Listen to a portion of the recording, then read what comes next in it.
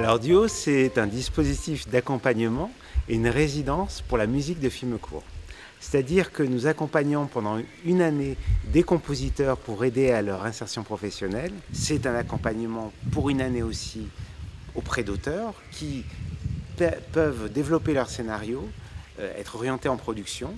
Et le point d'orgue de ce dispositif est donc une résidence qui se déroule ici à Villefavard, la résidence Duo, où là pendant 5 jours, ces compositeurs et ces réalisateurs travaillent ensemble. Alors il faut savoir que pendant un mois, les compositeurs ont pu travailler sur un projet qu'ils ont choisi. Donc pour une fois, les compositeurs choisissent leur projet et travaillent sur un autre projet qui leur a été affecté. Donc là, un travail de commande, si vous voulez. Donc c'est ça qu'on a voulu privilégier, un dispositif particulier, un travail particulier, où là, les rôles sont pour une fois inversés. On va travailler surtout l'échange, le vocabulaire, qu'est-ce qu'on peut dire à un compositeur, comment s'adresser à un réalisateur pour qu'on puisse mieux travailler ensemble. Alors j'ai essayé de recenser, on pourra le lire ensemble, un certain nombre d'écueils à éviter dans la présentation des notes d'intention musicale et dans les dossiers, dans la constitution des dossiers. N'allez pas déposer systématiquement une demande d'aide à la création de musique originale pour tous les projets que vous faites en court-métrage. Autre écueil à éviter, c'est quand vous présentez une demande d'aide alors qu'une grande partie de la musique dans votre film sera préexistante. Il y a aussi un certain nombre de compositeurs qui confondent composition de musique avec improvisation, avec ciné-concert ou sound design. On a quelquefois des notes d'intention qui ne sont justement pas construites, argumentées, qui mènent à nulle part. On a l'impression qu'il n'y a aucune construction, qu'on est dans la complaisance pure et simple dans l'écriture de cette note d'attention. Aussi, les notes qui manquent d'illustration, d'éléments concrets pour étayer le propos. Les notes beaucoup trop générales qui ressassent des lieux communs et des généralités. Ça, c'est important que vous ne soyez pas dans les généralités quand vous écrivez une note d'intention musicale. Je les conseille vraiment aux auteurs d'avoir des références cinématographiques dans leur note d'intention. Pourquoi? Parce que je parle des notes d'intention, mais je pense que c'est peut-être sans doute... Mais dans les références de musique. Oui, tout à fait, justement, mais je pense que ça doit être exactement la même chose pour les notes d'intention musicale. Parlons des notes d'intention. Vous citez David Lynch, je ne sais pas, Woody Allen. Bon, on lit le scénario et on trouve qu'effectivement c'est proche de David Lynch ou Woody Allen. Donc là, on va se dire, c'est du sous David Lynch ou du sous Woody Allen. Vous n'avez pas le même métier que David Lynch ou Woody Allen. Je pourrais dire la même chose au niveau de la intention musicale. Vous citez Philip Glass, mais vous n'êtes pas Philip Glass, vous êtes Niji Sanchez. C'est très bien que ce soit Niji Sanchez et pas Philip Glass. Il y a Philip Glass, il y a Niji Sanchez. Donc, quand on lit une note d'intention, on attend une nouvelle parole. Hein? Et a fortiori, si on a vu le film, vous nous citez David Lynch, on ne voit pas du tout le rapport. Ou alors vous-même, vous citez Philip Glass, on entend votre musique et on ne voit aucun rapport avec Philip Glass et vous-même. Donc là aussi, ça va aller à l'encontre même du projet. Il faut aussi qu'on sente l'urgence, la nécessité, la passion dans le dossier. Si on sent que vraiment, j'ai déposé une aide à la création de musique originale parce que ça fait un petit peu plus d'argent pour boucler le budget du film et c'est très bien comme ça.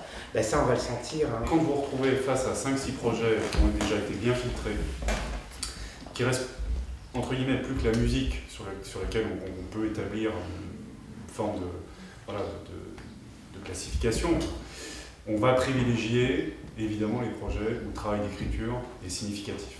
On peut considérer que la musique à l'image, dans certains cas, a une fonction technique et que toute la partie artistique est dévolue à l'auteur, au compositeur. Très bien, pas de souci. À partir du moment où on considère qu'un interprète, au même titre qu'un acteur, apporte quelque chose au film, là ça a un intérêt. Parce que c'est aussi une forme de collaboration.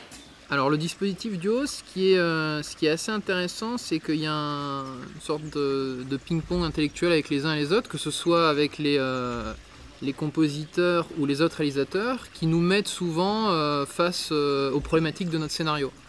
Donc ça c'est assez intéressant, puisque à l'étape du scénario, on a moyen comme ça de pouvoir rectifier le tir, de remodeler pas mal de choses, parce que les uns et les autres ont des visions extrêmement différentes, surtout les compositeurs qui ont vraiment une autre vision des choses, une vision plus musicale, pas du tout la même qu'un réalisateur. Donc en ce sens, c'est vraiment intéressant. Et puis Richard est là pour mener le débat et lui, il s'est vraiment pointé du doigt les faiblesses du scénario et ça c'est vraiment top, quoi. Moi quand j'écris, généralement j'écoute beaucoup de musique en écrivant, mais paradoxalement, je me dis pas, tiens, je verrai de la musique là. Enfin, ça m'aide à écrire, à trouver des idées. Mais quand le scénario est établi, je me dis pas, tiens, je mettrais bien une musique là, ou j'ai pas d'idée extrêmement arrêtée. La seule idée arrêtée pour le scénario où j'avais envie de mettre une musique, c'était quand il va se suicider, enfin quand il fait sa tentative de suicide. Là j'avais une idée, j'avais une idée de musique en tête à la base. Je voulais mettre une musique de Claudio Monteverdi, une musique classique, enfin une musique plutôt baroque, c'est pas tellement du classique Monteverdi. Mais en même temps je trouvais ça assez, c'est un truc assez, je sais pas si vous connaissez Monteverdi. Donc c'est baroque, donc ça envoie.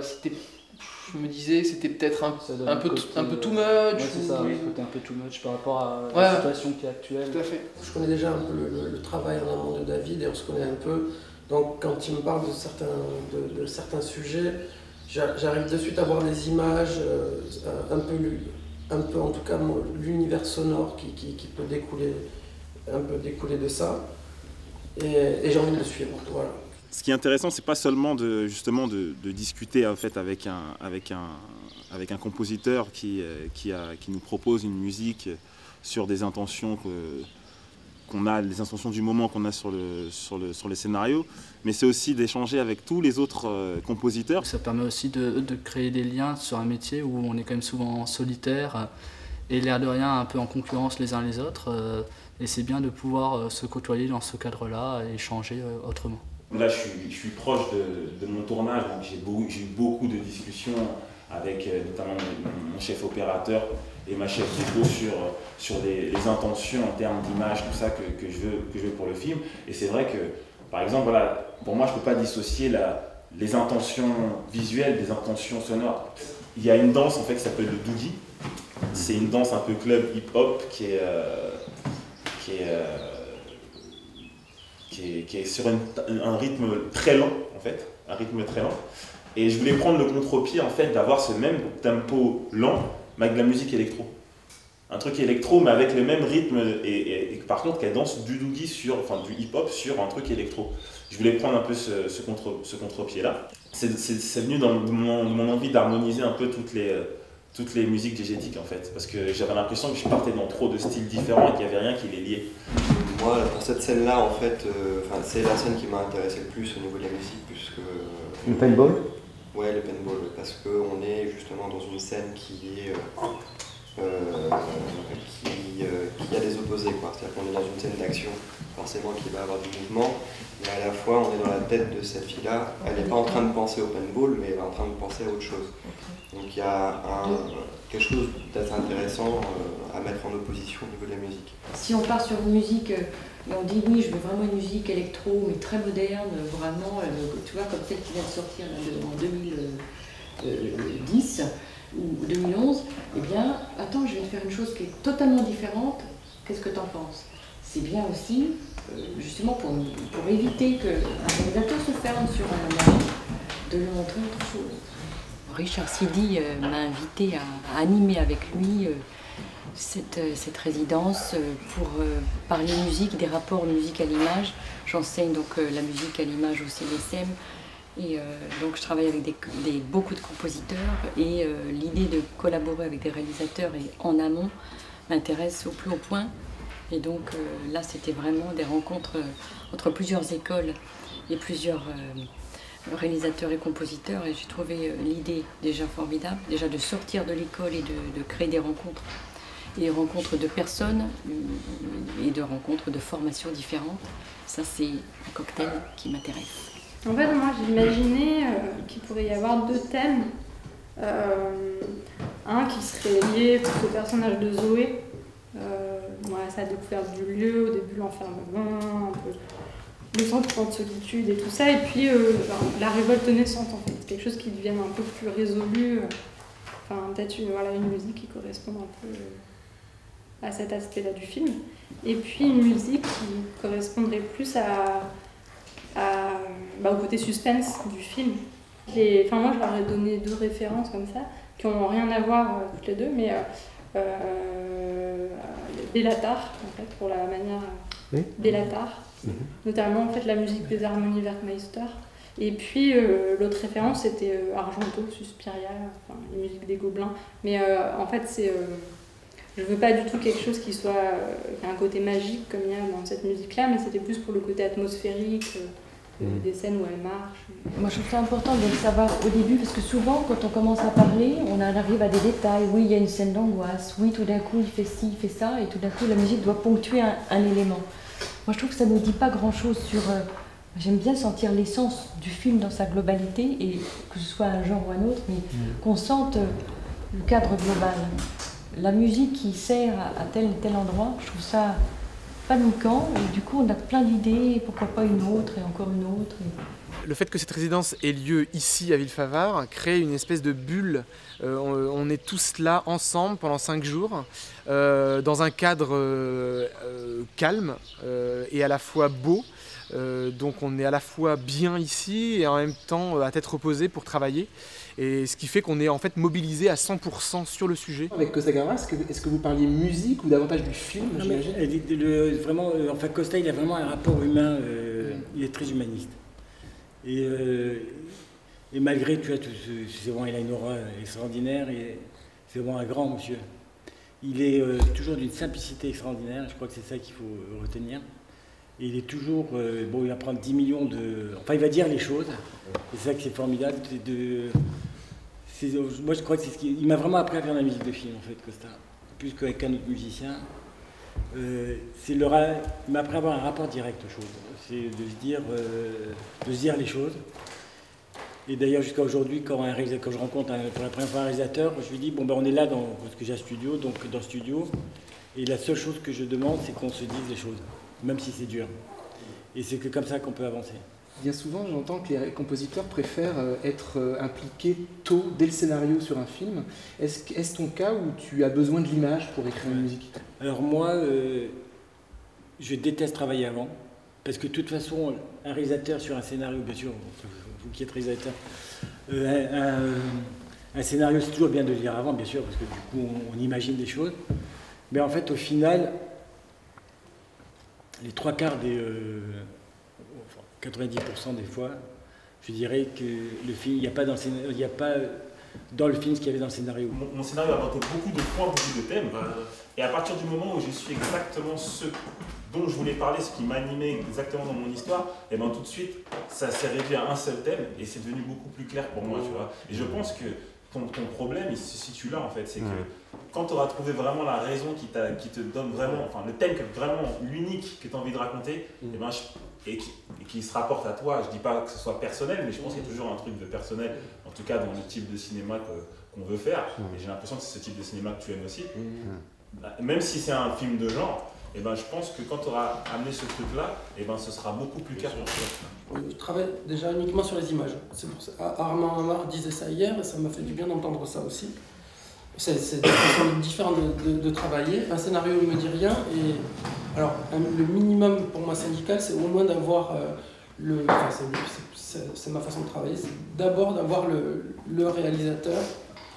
Après avoir lu les notes d'intention et de travailler en collaboration avec lui sur le projet. Voilà. C'est ça qui va me déclencher, vu que je n'ai pas de base théorique à proprement dite de musique de film, j'ai besoin du mood du réalisateur, de l'émotion du réalisateur pour faire un travail finalement en collaboration.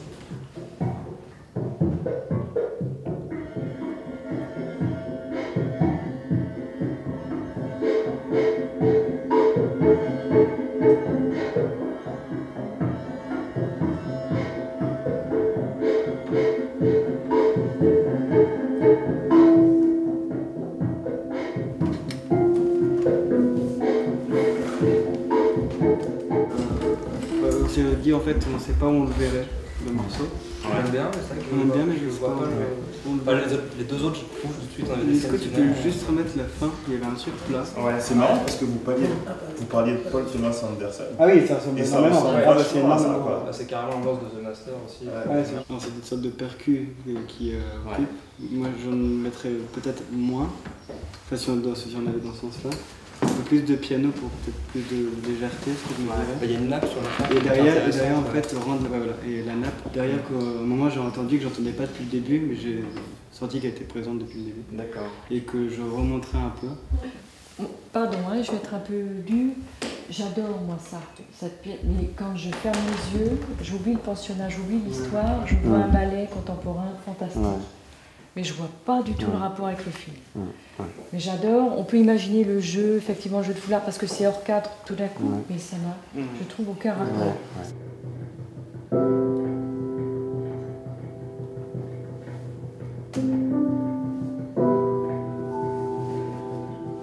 Je trouve ça excellent.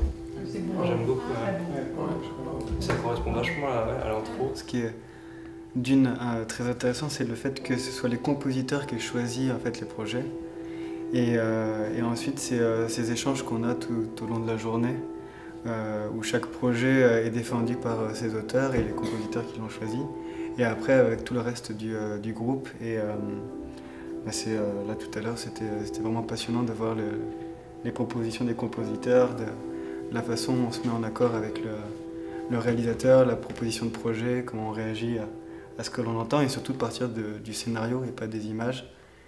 Et moi, ça m'impressionne un peu juste en lisant des pages de scénario, à quel point ils traduisent l'esprit, l'ambiance.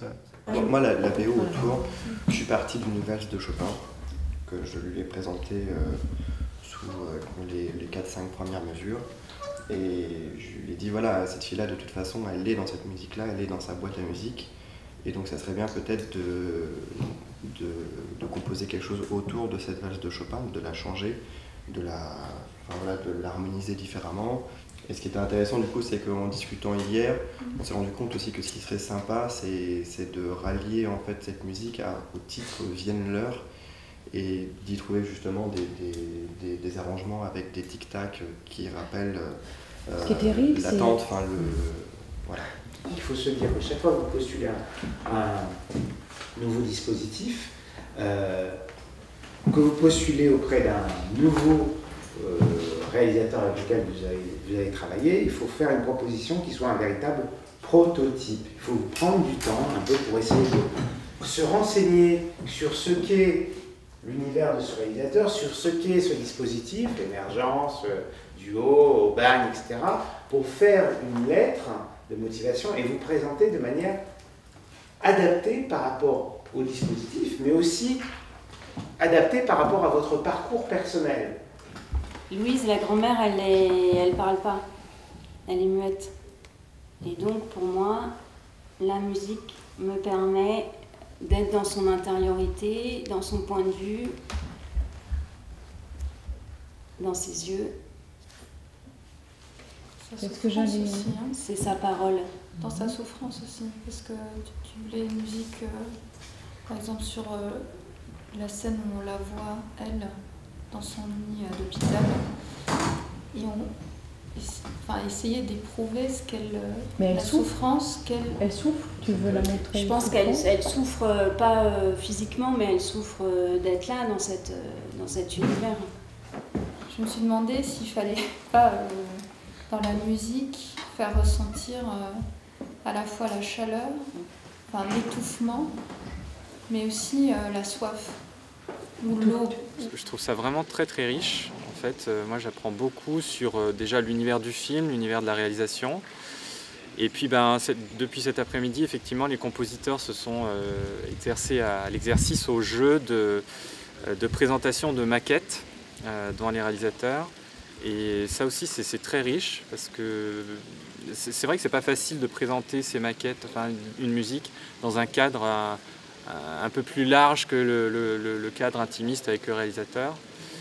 Mais là, je trouve qu'il y avait beaucoup de bienveillance de la part de l'ensemble des personnes qui ont écouté. Et voilà, il y a eu des débats intéressants. Non, c'est super riche. Je suis vraiment content. Les mots ne veulent rien dire musicalement.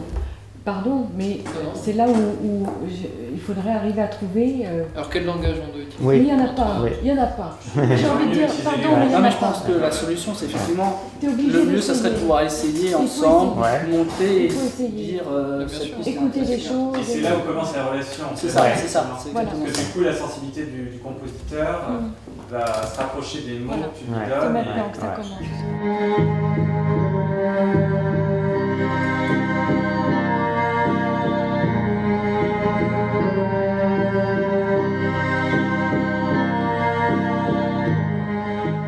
Moi, je trouvais que c'était beaucoup trop nostalgique.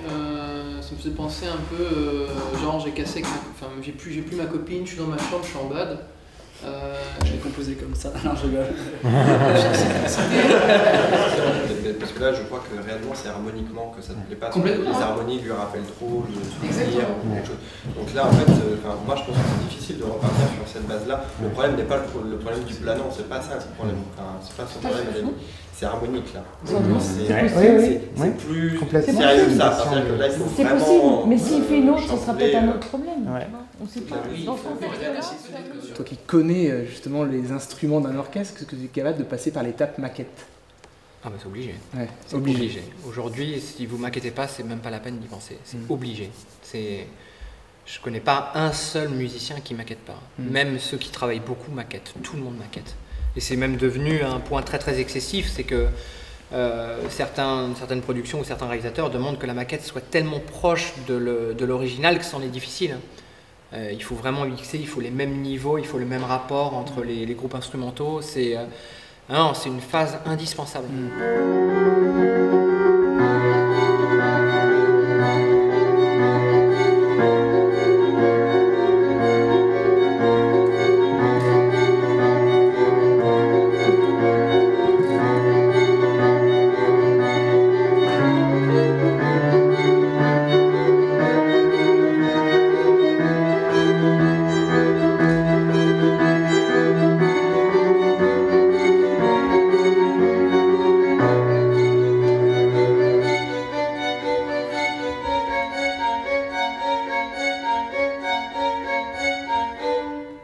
Le piano, je trouve qu'il apporte une petite dimension de... on en avait discuté, les choses sont jouées et il y a un petit aveu d'impuissance, quoi, mais en même temps... Voilà, enfin bon, j'aime cette coloration, quoi, du coup. Est-ce que tu aurais fait la même maquette en ayant vu le film? Non, moi je m'inspire vachement des images. Le scénario m'inspire un petit peu, mais vraiment c'est l'image qui un peu conduit ma musique.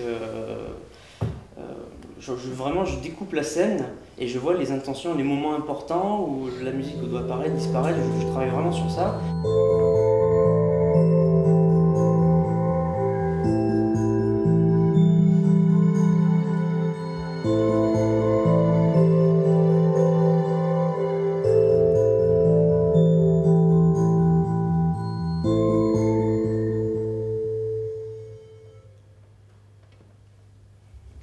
Et donc, quelle a été ta réaction, Steve, à ça? En fait, il l'a déjà un peu dit, en fait, c'est que je trouvais que c'était trop rythmique.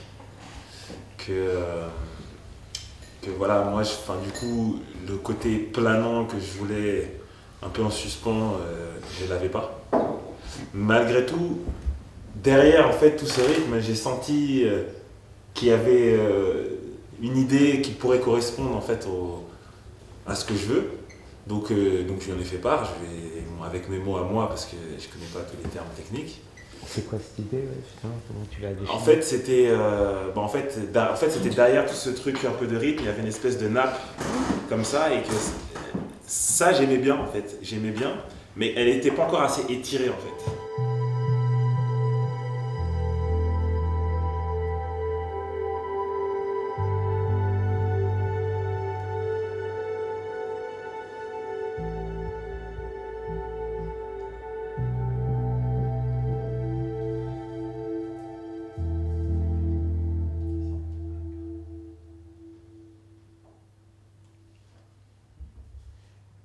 Je trouve la musique un peu trop dramatique. D'accord. Et je suis pas des espèces de, je sais pas c'est quoi le nom de l'instrument qui est derrière qui fait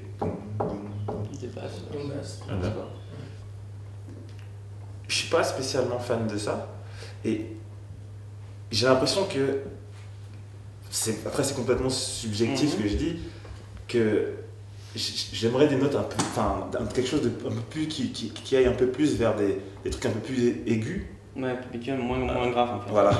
Parce que ça reste c'est une femme en fait.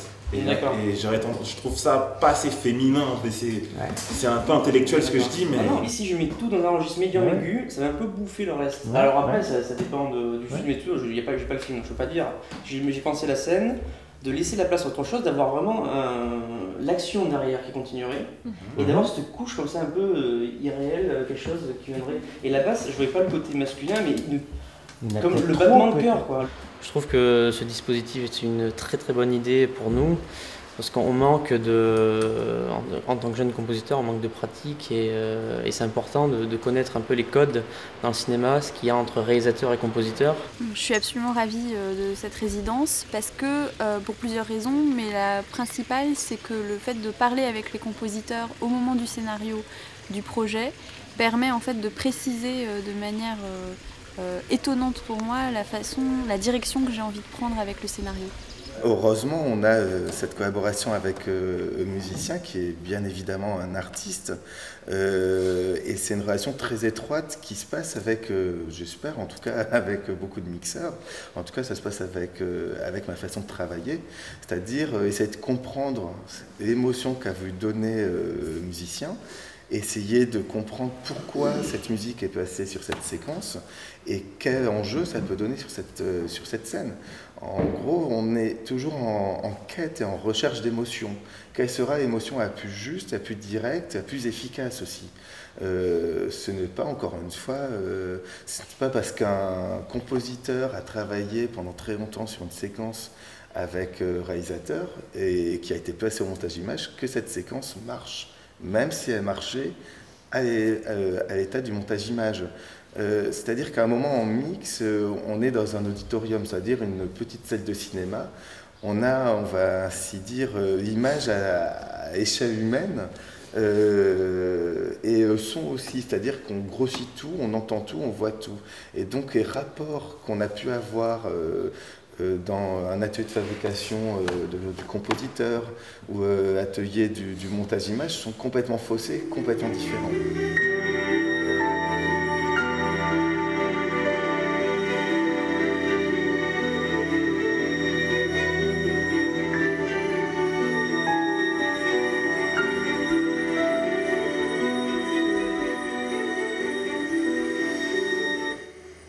C'est sûr que c'est un peu exotique parce que dans le mixage, c'est un peu.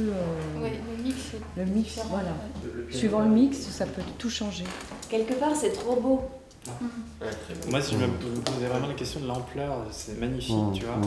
Et en même temps, je sais pas, est-ce que Anne veut ce genre d'ampleur-là? C'est vraiment par rapport à ça. Donc concernant 30 secondes de bonheur, donc l'objet c'est de suivre évidemment le parcours émotionnel de Gérald au travers de ses doutes, de ses ambiguïtés. Ça je redis ce que vous dites dans la note d'intention. On parle également de tension latente, alors tout ça c'est très intéressant d'un point de vue musical et vous dites également la musique souligne les errances émotionnelles de Gérald.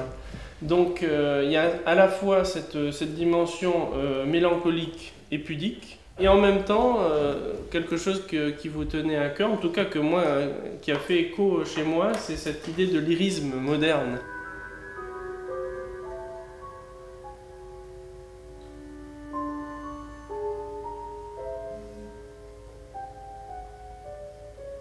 Peut-être que c'est pas assez dissonant quand même. D'accord. Et c'est peut-être un peu trop épuré.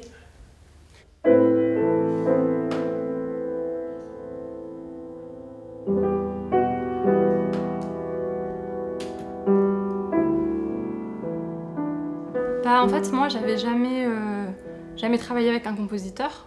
Donc pour moi, c'est vraiment très intéressant parce qu'en 5 jours, en fait, on a pu avoir plusieurs points de vue, plusieurs témoignages en fait à travers les masterclass. Et donc voilà, je pense qu'en 5 jours, j'ai appris beaucoup de choses dont j'aurais pris conscience à mon avis après plusieurs collaborations. Je tiens vraiment à vous féliciter parce que vraiment, on a un très très haut niveau, enfin, je pense que je ne suis pas le seul à y penser,